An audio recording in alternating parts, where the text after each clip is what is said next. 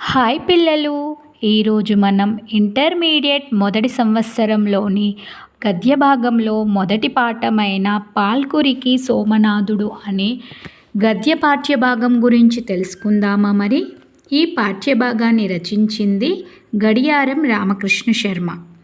ప్రస్తుత గద్య పాఠ్యభాగంను యువభారతి వారి చైతన్యలహరి వ్యాస సంపుటి నుండి గ్రహించబడింది. పాల్కురికి సోమనాథుడు అను గద్య పాఠ్యభాగం యొక్క సారాంశం గురించి తెలుసుకుందామా? మరి పాల్కురికి సోమన కాకతీయ చక్రవర్తులలో చివరివాడైన ప్రతాపరుద్రుని కాలంవాడు. ఈయన 13వ శతాబ్దం వాడు. ఈయన యొక్క జన్మస్థానము సోమనాథుడు ఓరగల్లుకు దగ్గరలోని జనగామ తాలూకాలోని పాలకుర్తి గ్రామంలో జన్మించాడు. ఆయన ఊరి దగ్గరలో సోమేశ్వరాలయము ఉన్నది.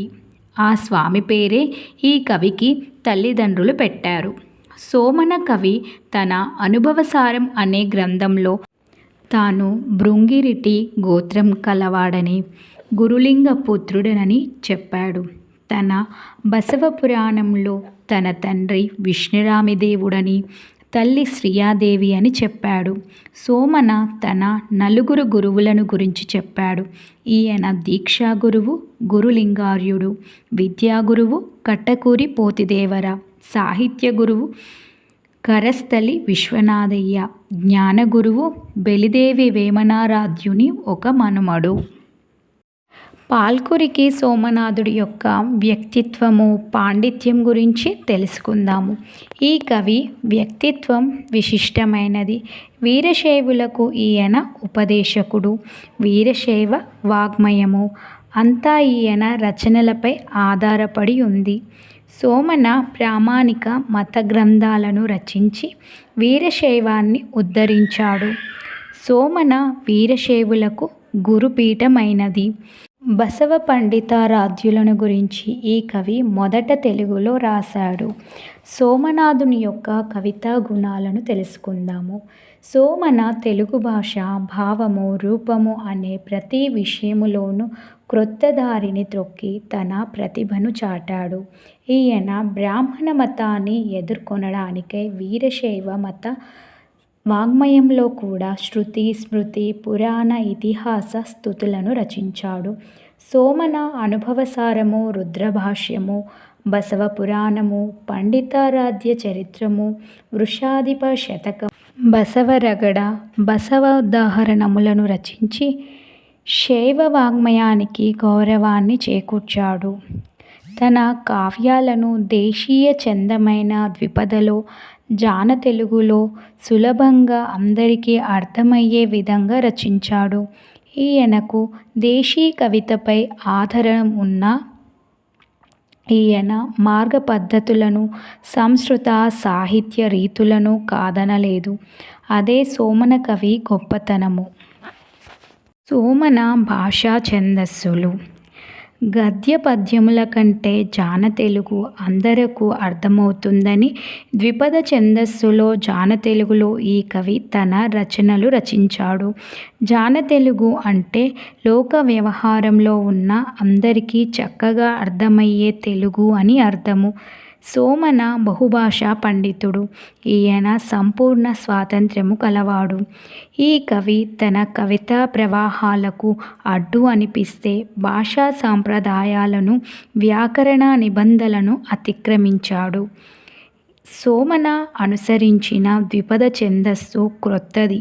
ఈ కవి వృత్తపద్యములలో కొన్ని రచనలు చేసినా ఎక్కువగా జాతులు, ఉపజాతులలోనే తన రచనలు చేశాడు. సోమన కవి మొట్టమొదటిసారిగా ఈ ద్విపద ఛందస్సుకు ప్రాచుర్యాన్ని, పవిత్రతను కలిగించి పండిత పామరుల మెప్పును పొందాడు. ద్విపదలో 2 గ్రంథాలు రాసి తరువాతి వారికి మార్గదర్శకుడు అయ్యాడు. సోమన వర్ణనా నైపుణ్యము ఈ కవి ప్రకృతి వర్ణనలు స్వభావోక్తులతో రమణీయంగా ఉంటాయి.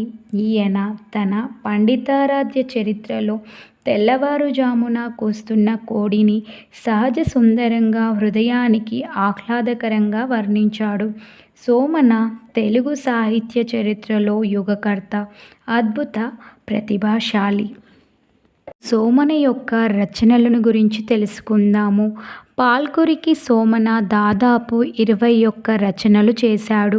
1 బసవ పురాణము, 2 పండితారాధ్య చరిత్ర, 3 అనుభవసారము, 4 చతుర్వేద సారము, 5 సోమనాథ భాష్యము, 6 రుద్రభాష్యము, 7 బసవరగడ, 8 గంగోత్పత్తి రగడ, 9 బసవారాధ్య రగడ, 10 శ్రీ సద్గురు రగడ, 11 చెన్నమల్లు సీసములు, 12 నమస్కార గద్య, 13 వృషాధిప శతకము, 14 అక్షరాంక గద్య, 15 పంచప్రకార గద్య అష్టకము, 16 పంచకము, 17 ఉదాహరణ యుగము మొదలైనవి.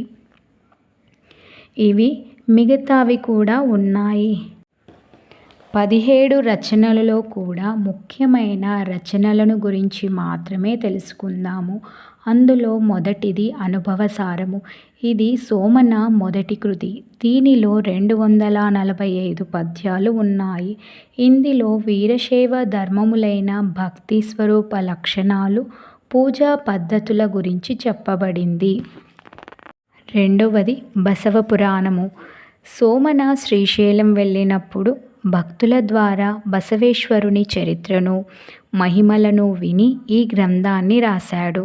దీనిలో బసవుని చరిత్రతో పాటు 75 మంది భక్తుల కథలు ఉన్నాయి. దీనిలో నందీశ్వరుని అవతారమైన బసవేశ్వరుడు కథానాయకుడు. దీనిలోని కథలలో బెజ్జమహాదేవి కథ, గోడకూచి కథ, ఉడుమూరి కన్నప్ప కథ వంటి కథలు మనోజ్ఞ కళాఖండముల వలె రసనిర్భరంగా ఉంటాయి. రచన లఘుకృతులు. సోమన బసవేశ్వరుని యందలి భక్తితో స్తుతిపరముగా కొన్ని లఘుకృతులు రచించాడు. వాటిలో 4 గద్యములు, 1 రగడ, 2 ఉదాహరణములు, 11 పంచకములు, 2 అష్టకాలు, 1 స్తవము ఉన్నాయి. 4వది వృషాధిప శతకము. బసవేశ్వరుని శివుని స్వరూపంగా భావించి ఆయన మీద 108 చంపక ఉత్పలమాలలతో రచించిన ఈ శతకము అద్భుతమైనది. దీనిలో సోమన తనకు గల అష్టభాషా ప్రావీణ్యాన్ని ప్రదర్శించాడు.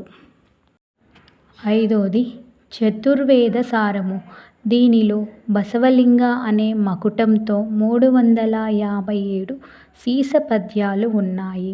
6వది చెన్నమల్లు సీసములు. దీనిలో 32 సీస పద్యాలు ఉన్నాయి. ఇది చిన్న కృతి. రుద్రభాష్యము 7వది. ఈ గ్రంథము లభ్యం కాలేదు. 8వది సోమనాథ భాష్యము. ఇది 25 ప్రకరణములు సంస్కృత గ్రంథము. దీనిని బసవరాజీయము అని అంటారు. వీరశైవము తాంత్రికము కాదని, శుద్ధ వైదికమని నిరూపించడానికి ఈ గ్రంథాన్ని సోమన రచించాడు. 9వది పండితారాధ్య చరిత్రము. ఇది సోమనాథుని చివరి కృతి. ఇది ద్విపదలో రచించబడిన ప్రౌఢకావ్యము.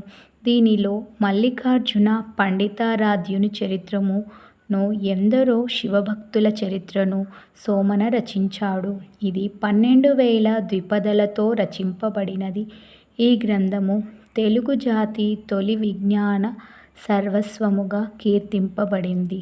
దీనిలో సోమన కవి యొక్క కావ్యకళా ప్రౌఢిమ, బహుభాషా పాండిత్యము, నాట్య రసవాద, వైద్యాది శాస్త్ర జ్ఞానమును ప్రదర్శింపబడింది.